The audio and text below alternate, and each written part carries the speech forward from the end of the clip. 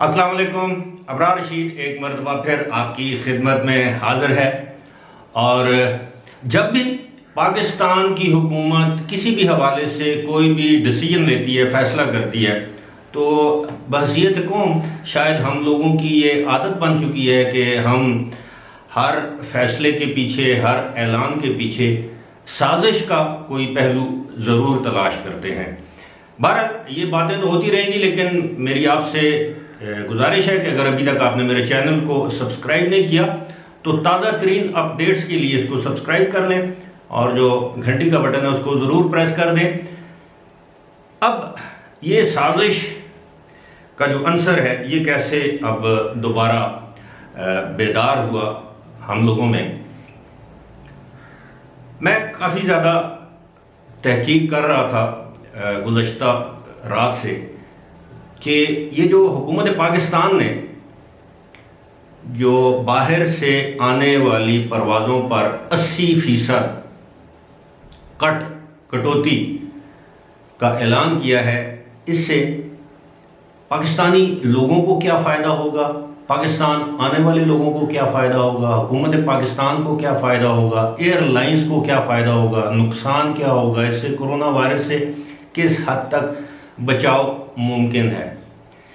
मैं मुख्तसरन, अब मुझे मालूम है कि इस वक्त पूरी दुनिया में इस बात पर इत्तफाक राय पाया जाता है कि ये जो त्यौहार होते हैं, क्रिसमस, न्यू ईयर, ईद वगैरह, या जो हिंदुओं के त्यौहार होते हैं, होली है, दिवाली है, या कोई भी उनके मजहबी दीनी त्यौहार हैं, सिखों के मुकद्दस त्यौहार हैं, कि इस पर जो फैमिली रीयूनियन है उसकी हतल वसा हौसला शिकनी करनी चाहिए। फैमिली रीयूनियन आप समझते हैं कि अगर मेरे ख़ानदान के कुछ अफराद मुल्क से बाहर हैं और बहन भाई कोई भी अजीज़ व कारब वो ईद पर पाकिस्तान आना चाहते हैं, तो ज़ाहिर है लोग मिल बैठते हैं, दावतें होती हैं, और इससे दूसरे मुल्क से वबा एक और मुल्क में फैलने के ज़्यादा खदशात या ख़तरात या इम्कानात मौजूद रहते हैं। लेकिन इस वक्त मैं जो बात कर रहा हूँ वो बात इससे थोड़ी सी हट के है। ये जो हुकूमत ने बैन लगाया फ़्लाइट्स पर, यानी यूएई से पाकिस्तान या किसी भी मुल्क से पाकिस्तान आने वाली फ़्लाइट्स, इस वक्त मैं ज़्यादा जो फोकस है वो यूएई पे इसलिए करता हूँ कि सऊदी अरब से तो जो फ़्लाइट्स आ रही हैं वो एक अरसे से आ रही हैं, सऊदी अरब, पाकिस्तान से सऊदी अरब फ़्लाइट्स जा ही नहीं रही, लिहाजा मेरा फोकस यूएई है। अब यूएई से जो फ़्लाइट्स पाकिस्तान आना थी, अब जाहिर है उस पर पाबंदी इस लिहाज से कि 80% फ़्लाइट्स पर पाबंदी होगी, अब 20% फ़्लाइट्स ऑपरेट करेंगी, तो इसका फ़ायदा किसको होगा। तो मेरे भाइयों ये ज़रा सोचने की बात है। अब जाहिर है जो फ़्लाइट्स, अगर आप फ़्लाइट्स की तादाद निकाल कर देखें तो रोज़ाना जो यूएई की जो एयरलाइंस पाकिस्तान में आती हैं उनकी तादाद दर्जनों में है। मैं फ़्लाइट्स की बात कर रहा हूँ, एयरलाइन तो शायद 4 या 5 होंगी, लेकिन उनकी पाकिस्तान आने वाली जो फ़्लाइट्स हैं उनकी तादाद दर्जनों में। पाकिस्तान एयरलाइन, एयर ब्लू, इन सब की मिला के भी फ़्लाइट्स इतनी ज़्यादा नहीं मिलती। अब एक बात आपको बताऊं कि इसका सबसे ज़्यादा जो फ़ायदा है वो पीआईए को होगा, कि पीआईए की पहले ही कम फ़्लाइट्स हैं, अब वो अपने किरायों के निर्ख बढ़ा देंगे। जिस तरह के पहली वीडियो में मैंने जिक्र किया है कि किराए 50% तक उनमें इजाफा हो चुका है, मज़ीद इजाफा देखने में आएगा। जो लोग ईद के करीब करीब टिकट हासिल करने की कोशिश करेंगे उनको कीमतें ज़्यादा मिलेंगी। अब एयर ब्लू तो पहले से ऑपरेट कर रही है अबू धाबी से, दुबई से।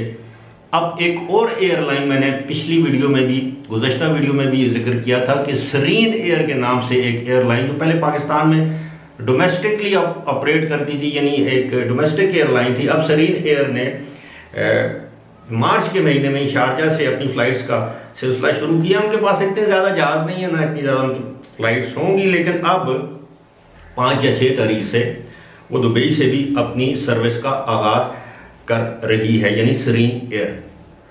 अब ये बड़ी दिलचस्प बात है, अब सरीन एयर की जो फ़्लाइट्स हैं उनकी डिमांड बढ़ जाएगी।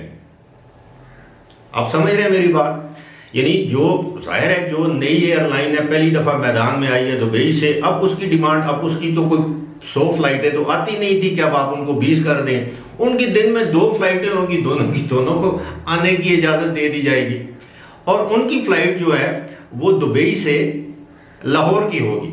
अब वो अगर 2 फ्लाइट्स भी चलाती है सरीन एयर, तो जाहिर है उनकी दोनों फ्लाइट्स जो है फुली बुकड आएंगी, यानी सीट टू सीट लोग बैठे होंगे, मन माने किराए वसूल करेंगे। वो जाहिर है, मैंने पहले की वीडियो में बताया था, ये डिमांड एंड सप्लाई, तलब और रसद वाली बात है कि जब एक चीज़ की मार्केट में डिमांड बढ़ जाती है तो उसकी सप्लाई में कमी आ जाती है, जब सप्लाई में कमी आ जाती है तो फिर उसकी कीमतें बढ़ जाती हैं। इसी तरह अब ये सरीन एयर की लॉटरी लग गई है।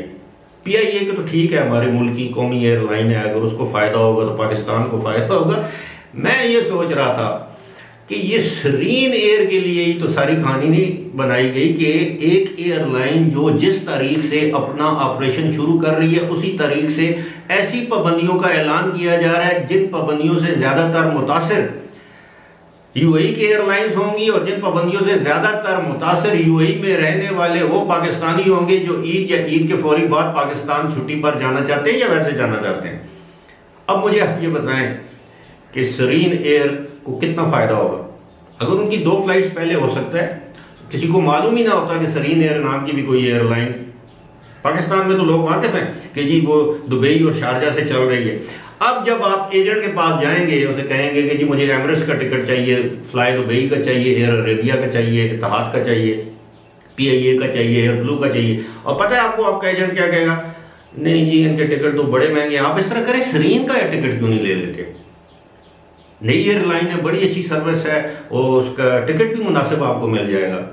तो मेरे भाइयों, ये सारी जो वो अक्सर मैं आपको ये किस्सा सुनाता हूँ कि वो देहाती वाला, कि वो जब मेले में गया तो वापस आया तो उसके देहात वालों ने पूछा, उसके गांव वालों ने, कि कैसा रहा मेला। उसने कहा मेला चला बकवास था, सारी मेरी चादर चुराने की साजिश थी। कहीं ऐसा तो नहीं ये पाबंदी, आपको ये पाबंदी इसलिए भी लगा दी गई हो, मैं इल्ज़ाम नहीं लगा रहा कि जी एक एयरलाइन को सहारा देना है, बूस्टअप करना है, क्या पता है इसके पीछे कितना माल चला हो। पाकिस्तान में आप यकीन करें, आप अपनी गाड़ी का टोकन टैक्स अदा करने के लिए भी जाए ना इस रमज़ान के महीने में भी, तो भी रोज़ा रख के आपसे लोग अपना हिस्सा मांगते हैं कि जी आपका वो इतना जुर्माना हो गया जी, तो थोड़े बहुत चाय पानी करें तो इंशाल्लाह जुर्माना माफ़ हो जाएगा। लिहाजा पाकिस्तान में मैं समझता हूँ कि बहुत कम लोग ऑनेस्ट हैं, दयानतदार हैं ज़रूर, लेकिन चाहे वो PIA हो, सिविल एविएशन अथॉरिटी हो, एविएशन डिवीज़न हो, इनके वज़ीर हों, मुशीर हों, डायरेक्टर जनरल्स हों, चीफ ऑपरेटिंग ऑफिसर्स हों, ऊपर से लेकर नीचे तक बेईमानों से ये इदारा भरा पड़ा है। और ये वो बेईमान है जो अपने मुल्क के अवाम को मुश्किल में डालकर उनसे मुनाफा कमाते हैं। रमज़ान के महीना हो ना हो, ईद हो ना हो, आपको याद है गुज़श्ता साल इन बेईमानों ने हमारे पाकिस्तानियों के साथ क्या किया था। और यही वजह है कि आज दिन तक हमारे ये जिनको हम कौमी इदारे कहते हैं, चाहे वो सिविल एविएशन अथॉरिटी हो, चाहे वो पाकिस्तान इंटरनेशनल एयरलाइन हो, चाहे इनकी वजारतें हों, चाहे इनके बनाए हुए एयरपोर्ट हों, एक एक चीज़ से बेईमानी झलकती है, एक एक चीज़ से बेईमानी और रिश्वतखोरी की बदबू आती है। और यही वजह है कि ये इदारे आज तबाही के धाने पर खड़े हैं। फिलहाल इसी के साथ मुझे दीजिए इजाज़त। खुदा हाफिज़।